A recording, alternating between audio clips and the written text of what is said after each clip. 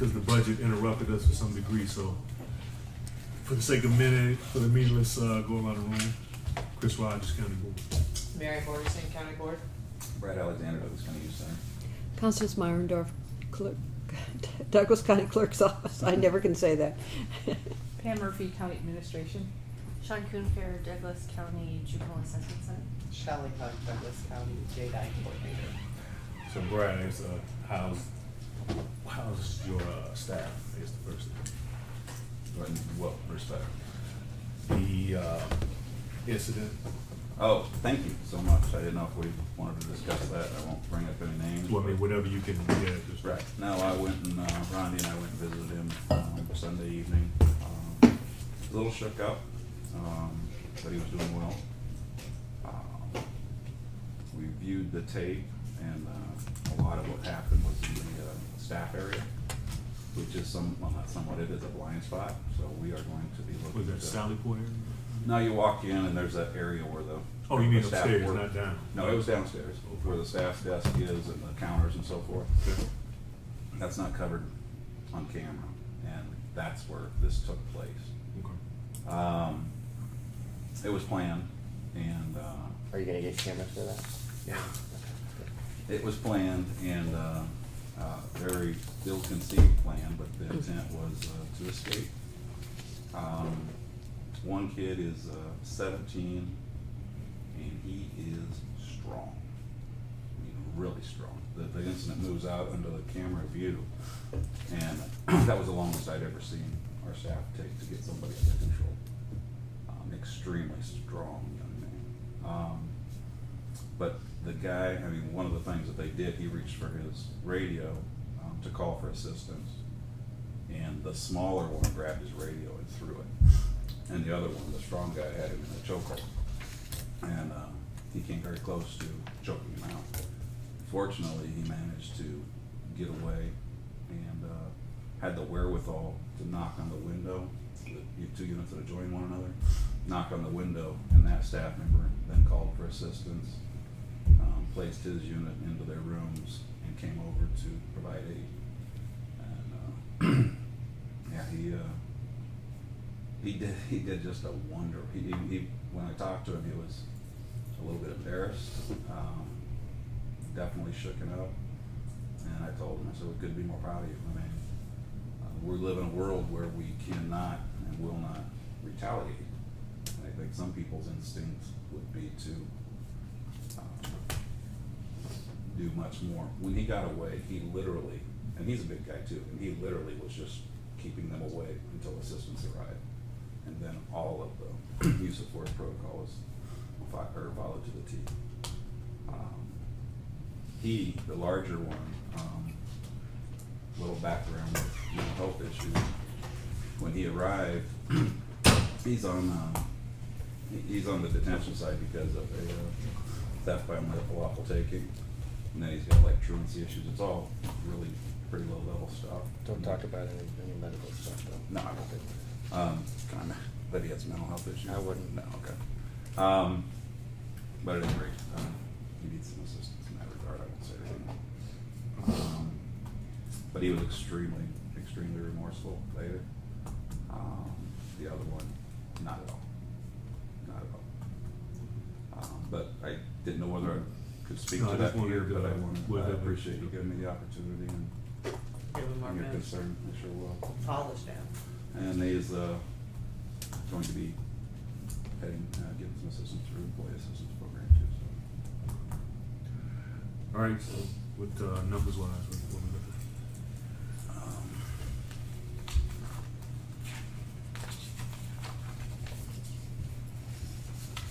I'm sure I can more than that. So today, 72 in secure, 5 in staff secure. We've got 24 on the home program, 7 are involved in Epic. So through the end of, actually I have a little formatting issue with the month of August there, I see, but through the end of September,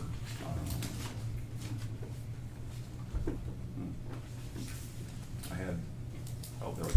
through the month of September to date, our averages are 64.56 in secure, 10.44 in staff secure. And That's to September, up to September? that's all the way through the end of September. So it's 65. about as current as we could get it for you. And then 28 on the home program. Yeah, that's why. Okay. I put the report together and I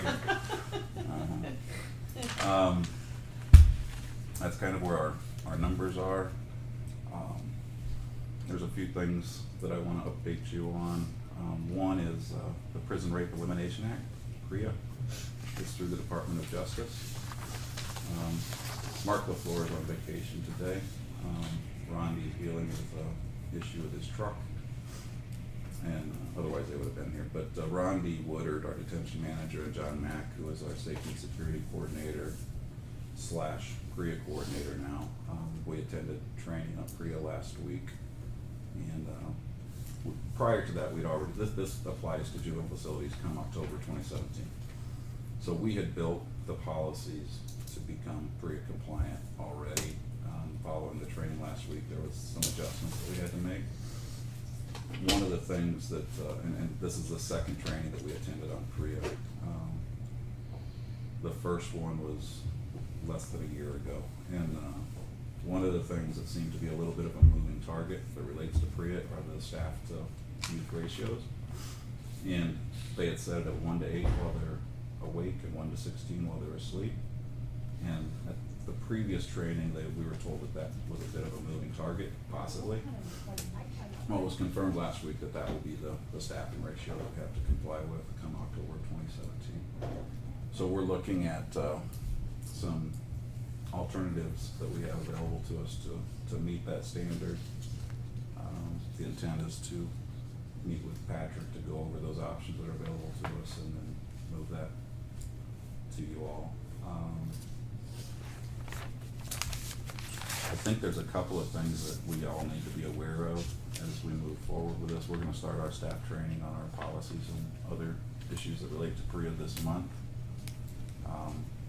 which is what we have to do because you need to start the training with your staff 1 year in advance, so that would be now. We will be meeting with Project Harmony because we have to have an agreement with somebody that has an investigator that specializes in sexual abuse investigations that involve juvenile victims. And you also have to have a third-party number that someone can call and report an allegation of some sort of sexual abuse.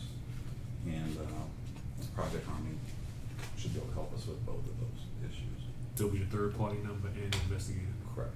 Yeah. The thing that I think, I don't know whether it's me, I'd certainly be happy to, but I think we need to meet with juvenile court. This does not just apply to the Douglas County Youth Center. This applies to anyone that's holding people for more than 24 hours and they cannot voluntarily leave. And so I'm assuming yours is a little, yours, this thing with Project Harmony is a little more stringent than adult PREA that Mark talks about. I'm assuming the Project Harmony thing is an added thing. Yeah, I think that might be one of there's some differences between the adult and juvenile, and I think that one of them is that we have to have somebody that's specialized in forensics and investigating allegations of sexual abuse that are specific towards juvenile victims, which of course Project Harmony does. And so that's why we're going to be reaching out to them. But as we pay for people to stay at these other facilities, one of the things that came out of the training last week that was clear is that you have to have that language in the contracts with these other agencies that are holding people that they are going to be PREA compliant. So that is certainly, I think, applied as we send people other places. If we're paying for other people or young people to stay elsewhere, Boys Town, Youth Links, Clarinda, out of state in Arizona. Wow. Yeah. Mm-hmm. Okay. And so if have a contract with or paying for youth to stay in these places, that language has to be in the contract that they will or are PREA compliant. Do they have it? If they don't, they should. I mean, this has been out there since 2012. I mean, the juvenile standards of, the adult standards were quicker to be developed because of some of the things that were unique that relate to juvenile standards. It took a little bit longer. I mean, they had a lot of kind of pushback on the 1-to-8 ratio, and there was a lot of discussion around that. And that was one of the reasons that the compliance date for juvenile facilities got moved back, and it's October 2017.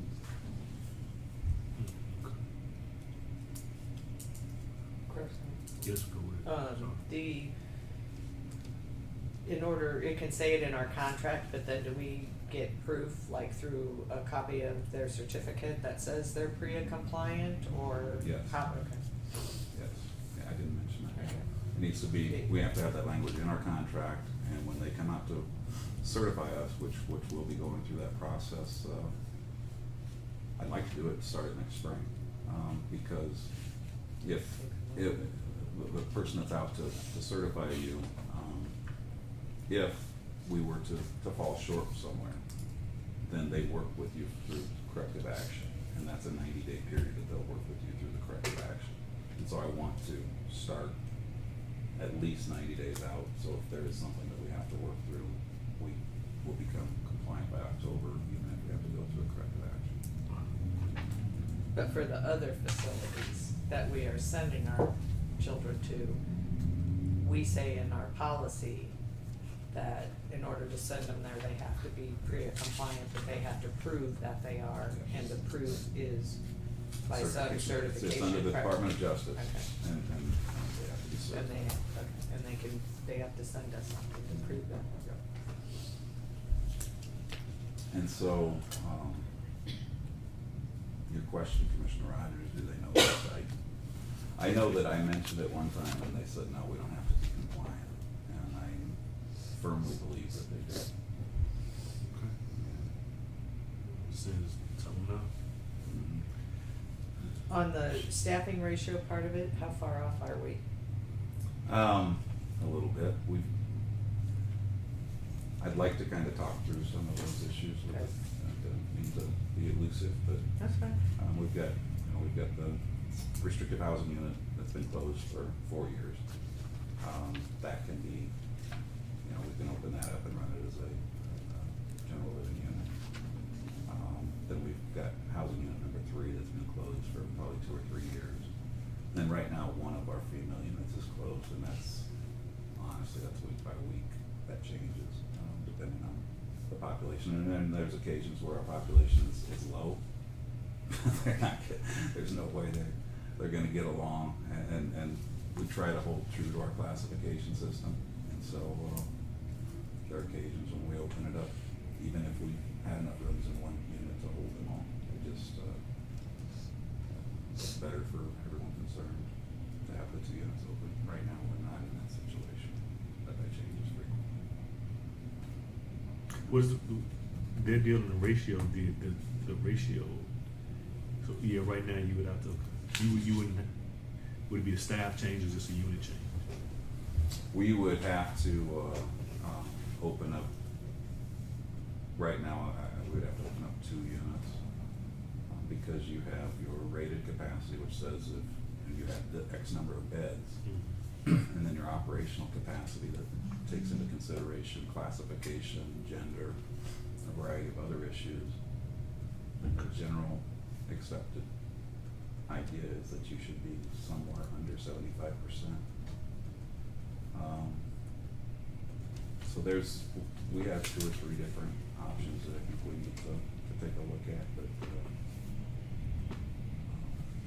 something that we all need to be aware of. And this has been on our mind for a while, so the options aren't something that we came up with just last week while we were in training. It's something we had talked through, knowing that this was certainly something that could be, that we'd be having to deal with. And one last, Brad, back on your averages, the secure, staff secure and home. What, give me the, like, total number that could be on the home program? 50. Staff secure is 24 and secure is 120. And if you'd like that, that language that relates specifically to contracting, it's right there, it's 115, 312.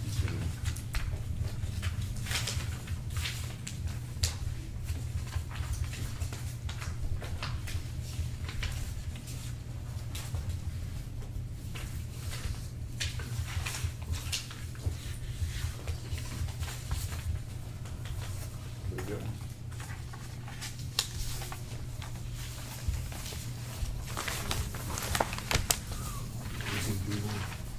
Good one. You good? Yeah. I'll get through the rest of this pretty quickly. It's been a while since we've gotten together, so, read write, continues to go well. And if you're aware of this, I've already mentioned this, I apologize, but OPS has committed to continuing to support that program. We consistently see kids that are involved, raising at least one grade level over a 30-day period. We haven't had anyone that's on GED for more than a year, but Creighton has committed to, if need be, coming to us to help us with that.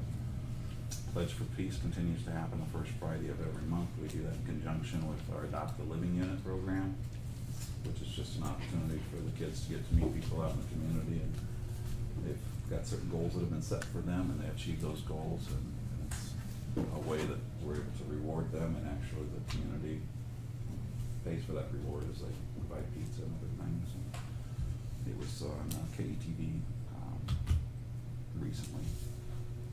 Epic continues to do well. We're going 2 nights a week now at Blackburn and the Boys and Girls Club over off at 27th and Hamilton. It's kind of all on the same campus. We're starting to consider an MOU to make that a more permanent location. That'll be a decision that we'll all have to make. It's certainly not one that I can make, but make a recommendation anyway.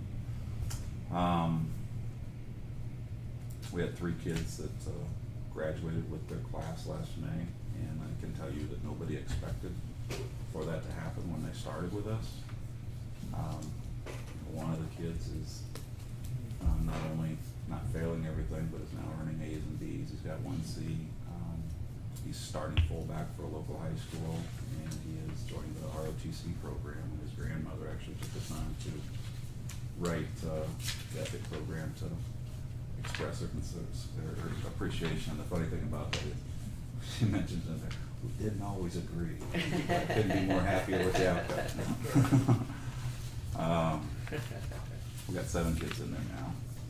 Parent-teachers conferences, we continue to do that. Not only do we continue to do that, up until recently, it was the criteria was for a kid to be with us 60 days, just to give us an opportunity to have something meaningful to talk to the parents about when they arrive. That they're doing such a good job, and they're so efficient in gathering the information, getting things going, and actually providing the young person with a plan as to what they need to do academically. I mean, exactly what has to happen for them to graduate. And so we've adjusted that so the kids that have been there 30 days are included as well. And our next one of those will be actually next week, October 12th and 13th. We've got a tentative date for our December book drive with Barnes & Noble. I'll let you know when that's confirmed. Right now it looks like December 14th. Commissioner Kraft came out last week and dropped off like 250 books. There was over 30 of them that were unpublished. They hadn't been released yet.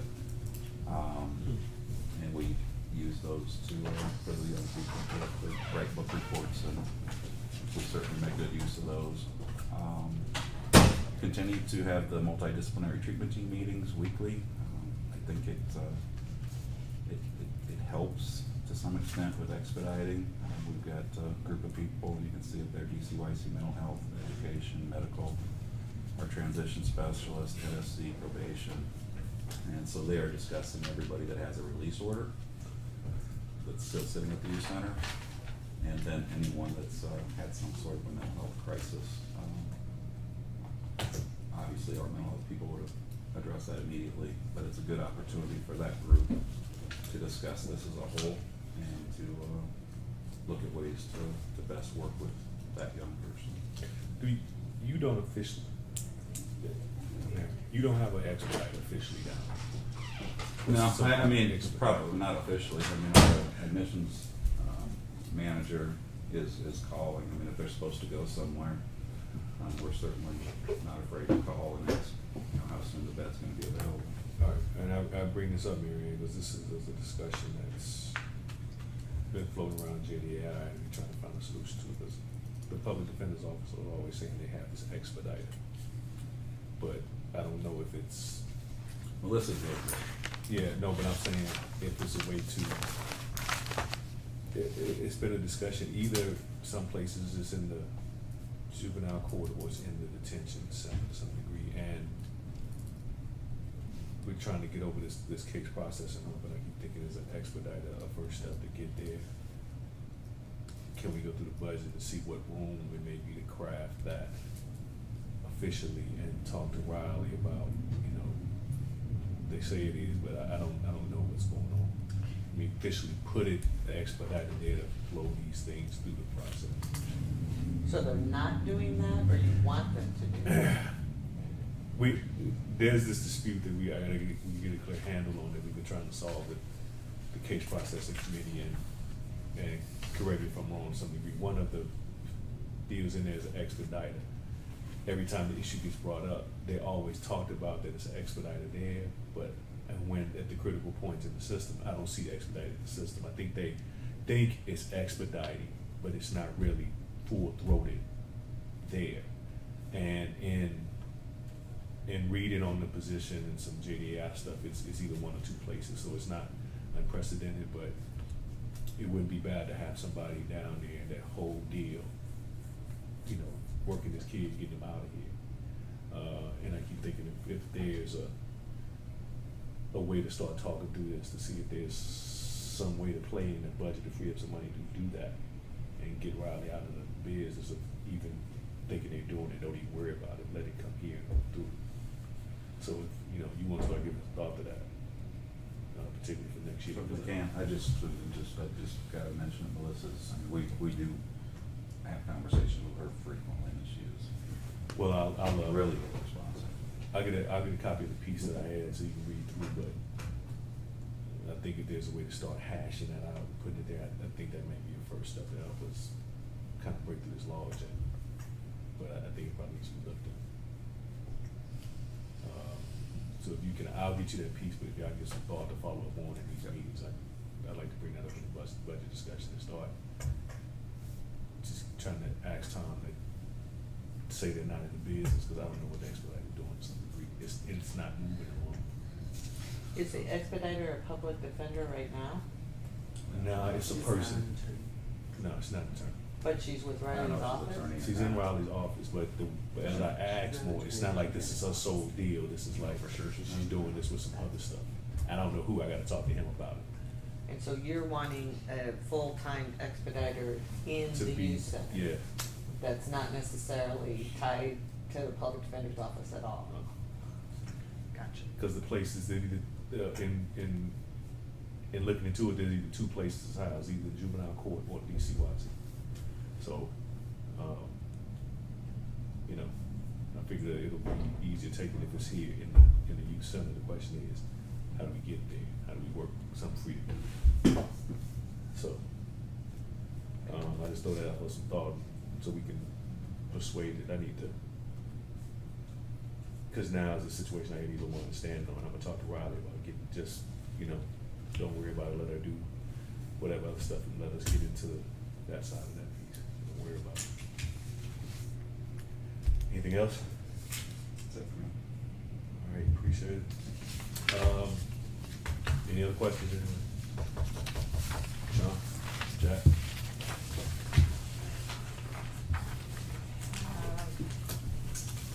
We know that the quarterly comparisons to 2015. One side are youth referred to Jack for delinquencies. The other side are youth placed on diversion, and then the breakdown after that shows the other case types of Jack.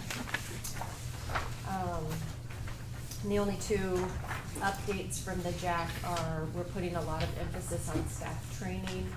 Staff recently all attended both the compassion fatigue and cultural competency and coercive control training, and we'll be attending the community-based aid sponsored training next week in Lincoln. Oh, yeah, Wednesday, Thursday, Friday. And then this morning, we had our second meeting. Kara and I are meeting with Joy Suter and Christine Henningsen to work on the case. It falls into a lot of pots, but policy group, case processing group, and something else. Our diversion standards. We're writing that up, so those are our two big. Take some time and just walk through all of these and what they mean, since Sure. you said, okay, start with the side that says referred to judge. And so there's, there's a quarterly comparison there, but if we just go to the current quarter that just ended, the July through September 2016, there were a total of 263 cases referred for assessment for delinquency related charges. And then we have historically kept track of the referral source for a couple of reasons. Main one was when the city prosecutors used to receive the reports, there was a big lag time for those to come down to the county attorney's office for those that got transferred. Now, of course, those aren't happening anymore, but we're still continuing to track all of the different referral sources because they come from some different areas. So, for instance, we have Sarpy, we have an agreement with Sarpy County, where if a youth lives in Douglas but gets cited in Sarpy, the county attorneys, and vice versa, the county attorneys work together to transfer those cases to the jurisdiction in which the youth lives, if it's possible. And then if you see the second Jack referral, those are youth who maybe they refused diversion when they came to assessment, and then when they got to court, the public defender spoke to the county attorney and asked if they could come back to the assessment center to reconsider that. So we're keeping track of those. So you see sort of the referrals broken out so we can keep track of those things. What's all included in law enforcement? Is that's pretty general? That's general. That's all the delinquencies. So these are stuff that is coming referred to the county attorney's office. Everything we have is from the county attorney's office. This is just how they got to the county attorney's office. So this would be our SRO stuff in everything. Yes, it's all mixed in. SRO, pickup on the street. Any police contact. Any police contact. Okay. All right. Okay. Go to the back.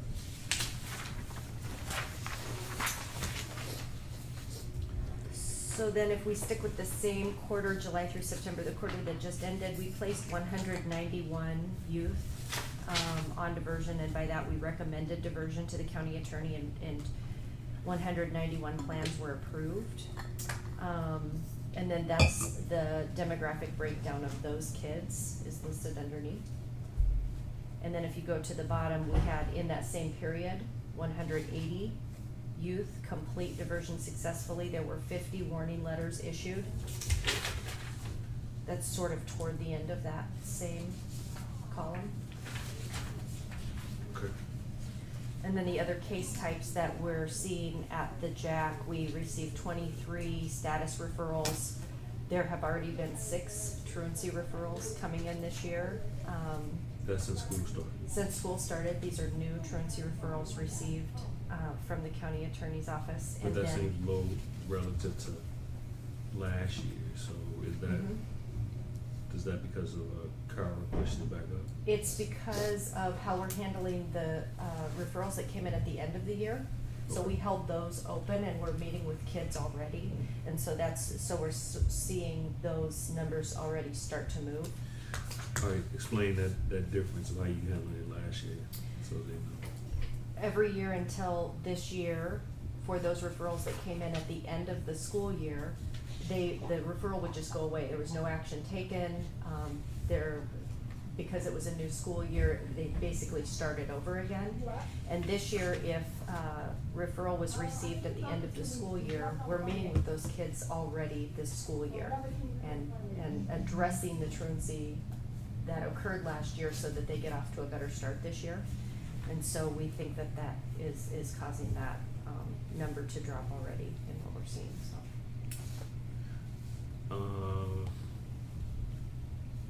Okay, so the difference between 16 and 15 is Kara started this year. She wasn't there in 15. She was there in 15, but there were no holdover truancy referrals at the beginning of last year. No, I'm talking about for January to March and April and June of 15 compared to 16, where it's just like NA. What's the difference in that? Yes, we started taking truancy referrals in the fall of 15. We hadn't made the switch, that's right. That's when 3 full-time attorneys were still handling it Mhm. back in that semester. Okay. Yeah, and they weren't coming over to the JAC. Okay. Can I ask a question? Yep. I don't know if this question is even answerable right now, but generally, if you were to look, say, at Caucasian youth referred in 2015 and it's 584, is this of those? No.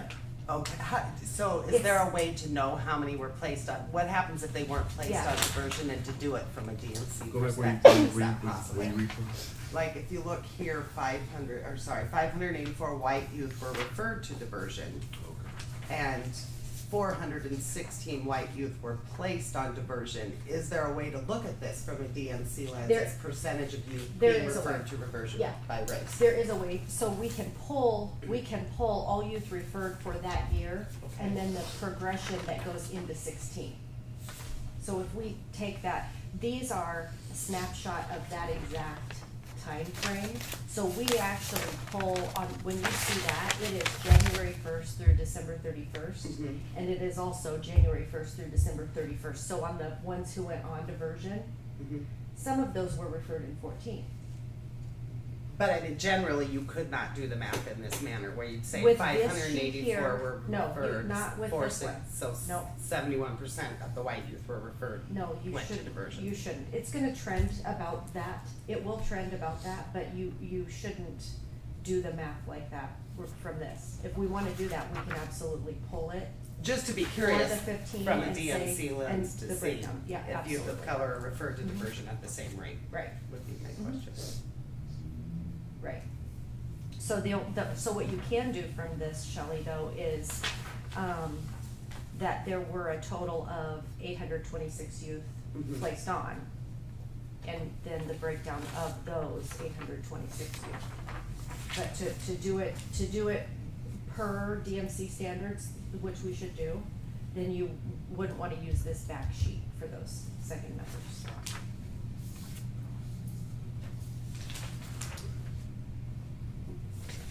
Good question. Anybody else? Okay. All right. That was you. Alright, I don't have a whole lot of big updates for you today. The top sheet, I know a lot of you have already seen this top sheet. Just to give you an idea, with JDAI, we have 2 target populations in Douglas County that we look at, and they are warrants and disproportionate minority contact. The numbers that you have here are 2015 and then quarter 1 and 2 of 2016. I will have 3rd quarter of this year, hopefully in the next week. But looking quickly at, just say, the warrant population, for example, this is the percentage of youth that present to intake detention that have warrants. And at the end of the 2nd quarter, it was 33% of those youth. Starting at the beginning of the year, it was 40% of the kids that we got in this year were there because of warrants. When looking at disproportionate minority contact, although this is not a big victory and should not be seen as one, since first quarter of 2015, 81% of the kids in the youth center were youth of color, and at the end of quarter two, it was 69, which is certainly an improvement, but still a number that we would like to see be less.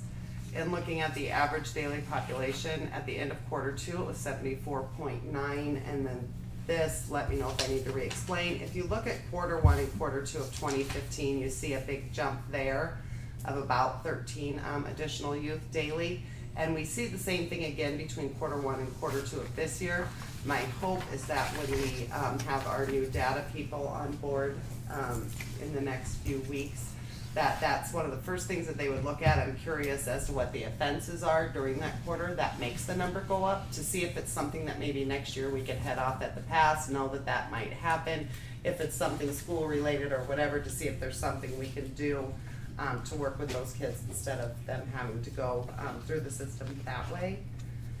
The average length of stay in Douglas County is 35.7 right now. Because of that, we are working with the Casey Foundation to receive technical assistance in the area of case processing, a little bit of what Chris was talking about with the expediter and such.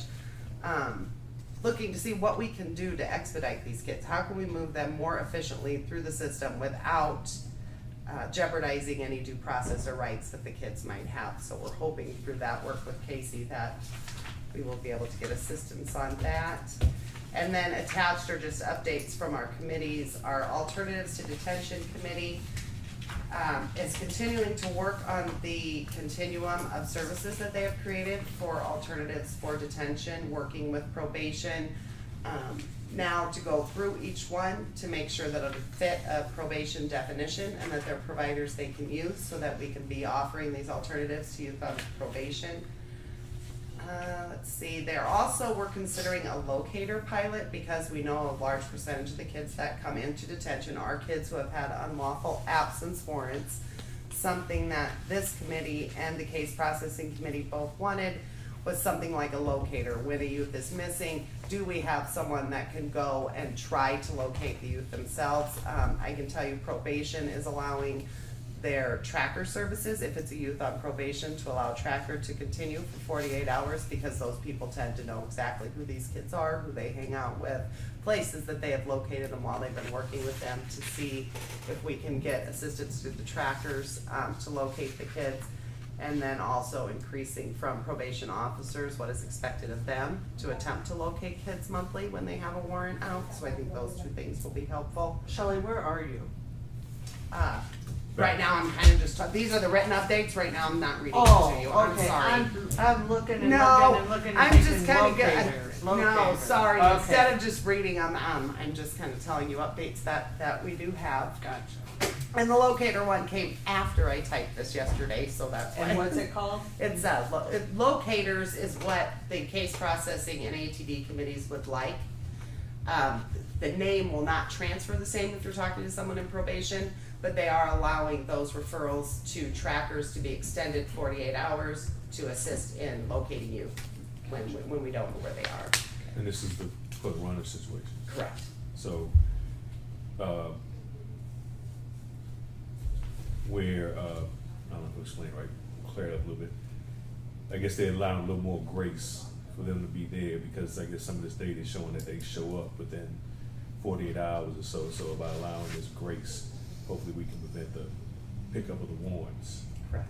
And prevent the detention from running when we kind of know where that makes Right, right. We have most of the kids from the data that we have collected through a survey and probation do return within 48 hours. A lot of times these are kids that say, I'm going to go to my friends for a party. Mom says no, kids says I'm going to my friends for a party.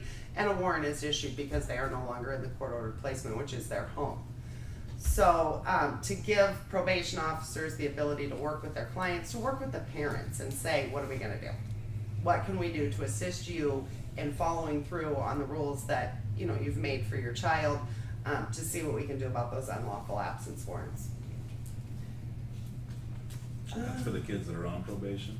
That is for kids who are on probation who So if already they're have a missing- tracker if they're service. missing nothing, it won't be reported for 48 hours. No, they can still issue the warrant, but we will have people assist. It depends on, it's a case by case thing, and we get sometimes in Douglas County, I've noticed these are not straight runaways. If my daughter were missing tonight, I would call the police because she is missing. These are kids who we are already working with on probation, who have providers in their home, where we have relationships with parents, and we know that, say it's a kid who's, mom will call and say, I told him not to go to the party, and he went. We know where he is. He's not leaving the jurisdiction. What can we do to work with the family first, increase parental capacities, instead of just issuing a warrant and putting a kid in detention Okay, as a I way of heard you say saying, that we the said warrant, there would not be a warrant issued for 48 hours. after No. that. There still can be a warrant issue. In some cases, they may wait. I'm not gonna say that altogether because, as we know, every kid is different. So in some cases, they may need to issue the warrant, and we'll still ask the tracker to assist the probation officer in finding the youth.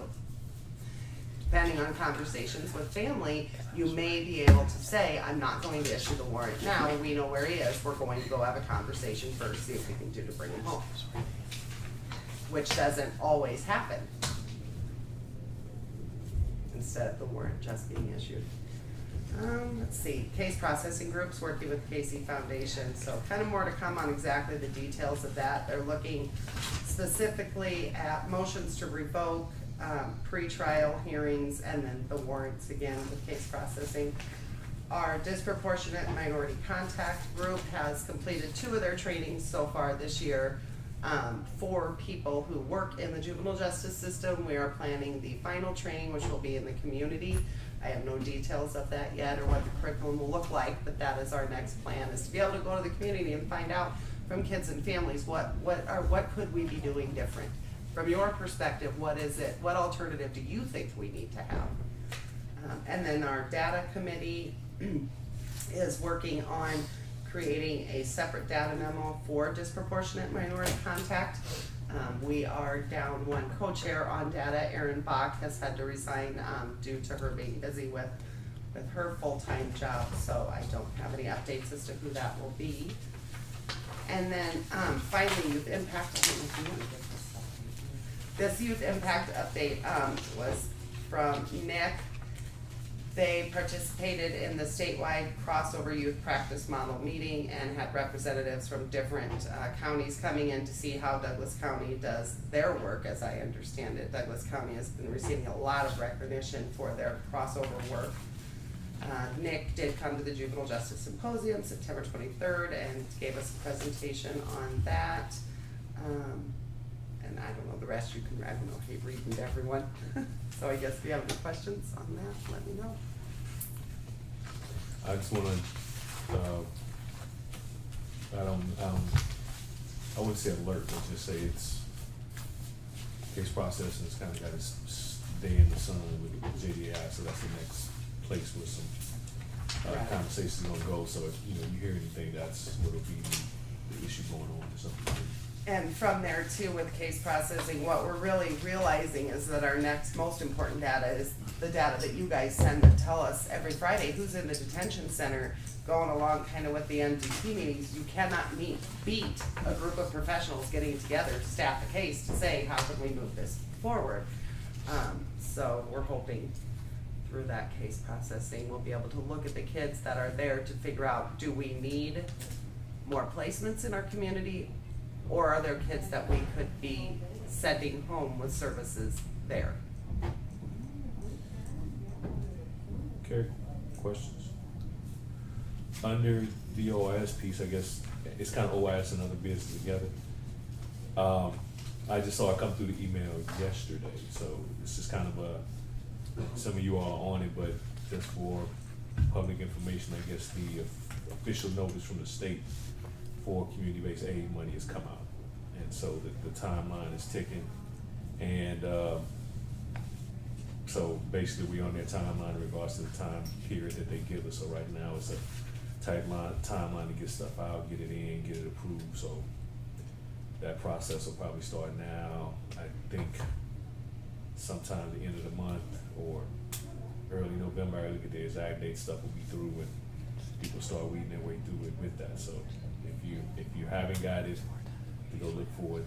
That application is out there, I'm sure, on the Crime Commission's website for the community-based aid money for 17-18.